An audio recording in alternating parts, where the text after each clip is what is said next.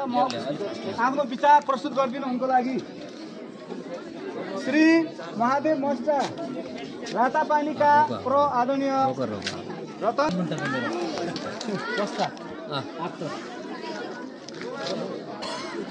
ल एकछिन है सम्पूर्ण हाम्रो पञ्चोदय मावि नखर्जी परिवारलाई मञ्चतिर ध्यान केन्द्रित गराउन चाहे सर्वप्रथम है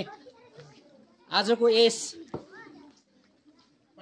मानवीय सेवालाई सर्वोपरि ठानी पञ्चोदय मावि नखर्जीको यो पवित्र प्राङ्गणमा पञ्चोदय मावि नखर्जीका प्रिय प्यारा वर्तमान आशाका दीपक भविष्यका कर्णधार सम्पूर्ण प्रिय विद्यार्थी भाइ बहिनीहरूलाई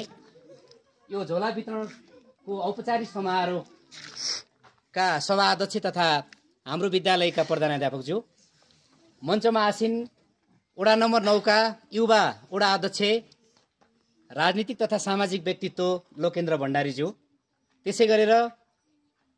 हाम्रो छिमेकी वडा 11 नम्बर वडा रातापानीबाट समाज सेवालाई शिरोधार गरी तपाईहरुको निम्तोलाई सहर्षका साथ स्वीकार गरेर पाल्नुहुने आजका विशिष्ट अतिथि युवा नेता रामकृष्ण कार्कीज्यू त्यसै गरेर तपाईहरुलाई शैक्षिक जीवनमा थोरै भए पनि एउटा सहयोग गर्छु भन्ने मानवीय सेवा भावले यहाँ झोला वितरण कार्यक्रम ल्याएर आउनुभएका हाम्रो खत्याड वडा नम्बर 3 का युवा समाजसेवी हाम्रो मुगु जिल्लाकै युवा समाजसेवी अनिल बानियाज्यू त्यसै गरेर हाम्रो प्राथमिक स्वास्थ्य केन्द्र रातापानीमा कार्यरत समाजसेवी व्यक्तित्व हुनुहुन्छ हाम्रो छिमेकी जिल्ला अछाम निवासी हुनुहुन्छ मेरो प्रिय मित्र पनि हुनुहुन्छ डाक्टर परिवर्तन भाट त्यसै गरेर अन्य हाम्रो स्वास्थ्यकर्मी साथीहरू वडा सदस्यज्यूहरू र विद्यालयका सम्पूर्ण आदरणीय गुरु शिक्षक कर्मचारी तथा अन्य उपस्थित सम्पूर्ण महानुभावहरूमा म रतन बहादुर साई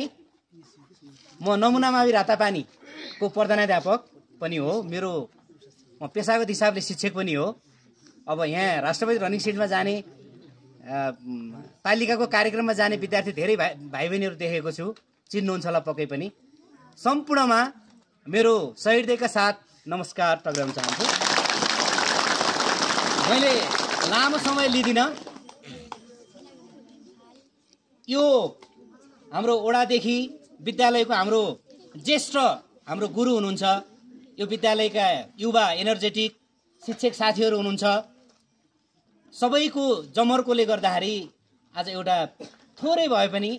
हामी 20 चोटि सिलाएर हामी 50 चोटि सिलाएर हिजो झोला प्रयोग गर्थ्यौं म पनि अब त्यो रिखिया स्कुलमा पढेको मान्छे रातापानी स्कुलमा पढ्न आइन्थ्यो हेर्नुहोस् झोला नभएर यो बाहिर लगाउने कपडा बाँधेर बाउला बाँधेर ब्याग बनाएर हामी चाहिँ किताब कापी बोक्थ्यौं त्यो उदाहरण छ हाम्रो लेखापाल साहब दाइ हुनुहुन्छ प्रश्न चिन्नुहुन्छ हामीलाई हैन कति दुःख कष्ट संघर्षले हामी पढ्यौं हेर्नुहोस् पञ्चोदय मावि भन्दा बित्तिकै पञ्चोदय माविको एउटा इतिहास फरक छ शिक्षा क्षेत्रमा खत्याड गाउँपालिकामा धेरैचोटि हाम्रो युवा समाजसेवी अनिल बानिया त्यसपछि हाम्रो 11 नम्बर वडाका वडा अध्यक्ष उहाँहरूसँग म निरन्तर रूपमा यो गाउँपालिका भरिको कार्यक्रममा हिँडेको छु पञ्चोदय मावि नखर्जीलाई थोरै भए पनि एउटा हिउँदको सेसनमा ल यो सेसनमा थोरै भए पनि गरौँ पछाडिका कार्यक्रम पछाडि गरौँला भन्ने उहाँले चाहिँ एउटा लक्ष्य उद्देश्य बनाउनु भएको थियो अनि गाउँपालिकाबाट निरन्तर रूपमा हाम्रो वडा अध्यक्षज्यूले पहल गर्नुभयो हाम्रो हेड सर हुन्छ अहिले अब हेड सरको पनि भर्खर कार्यकाल सुरु भएको छ पेशागत जीवनको उत्तरार्धमा म केही गर्छु पञ्चोदय माविलाई केही गर्छु भन्ने उद्देश्यका साथ प्रधानाध्यापकमा नियुक्ति हुनुभएको छ सबैको जमर्कोले गर्दाखेरि यो सहयोग भएको हो मेरो एउटा सुझाव अन्त्यमा के छ भने भाइ बहिनीहरू यो किन भयो कसरी भयो भन्ने कुरा थाहा पाइसक्नु भएको छ हैन एउटा मेरो सुझाव के छ भने यो सेवा भावलाई हामीले पनि सिकौं तपाईहरुको जन्मदिन हुन्छ हाम्रो बाआमाको जन्मदिन हुन्छ हैन, त्यो बेलामा विद्यालयमा थोरै भए पनि एउटा सामग्री सहयोग गर्नुहोस्। एउटा सानो घडी किनेर ल्याइदिनुहोस्, एउटा इङ्कको बट्टा ल्याएर आइदिनुहोस्,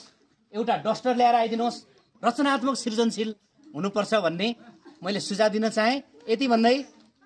यो निम्तो दिनुभयो, यहाँसम्म आइपुग्यो, यो स्वर्णिम अवसरको लागि यो विद्यालय परिवारलाई सहृदयका साथ धन्यवाद दिन्छु। हवस् त, नमस्कार, धन्यवाद। एवं रातापानीका प्रधानाध्यापक रतनबहादुर शाही सरलाई उहाँले आफ्नो गोहकिला सान्दर्भिक र खास गरी गाजरमा सागर भर्ने खालका शब्द दिएर उहाँ बिदा हुनुभएको छ। यसपछि म मन्तव्यकै क्रममा आफ्नो विचार टिएससी रातापानीका प्रमुख आदरणीय डाक्टर परिवर्तन भाट सरलाई म हार्दिक अनुमोदन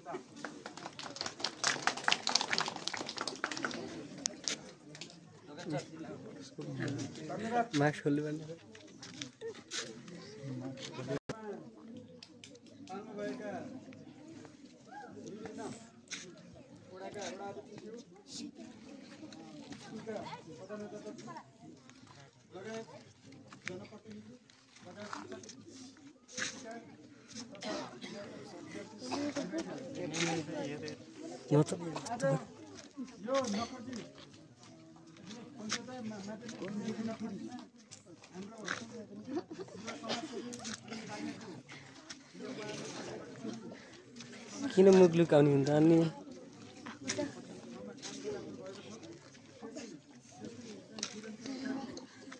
जाने बेला भयो।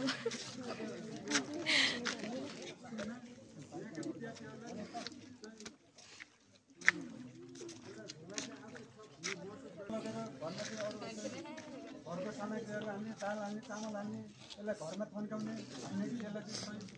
किताब हान्ने, यसलाई नचाट्ने, भाइ बहिनीले झोला नाच्नु लगेर भएन। झोलाको साथसाथै अत्यन्त गर्नु होला।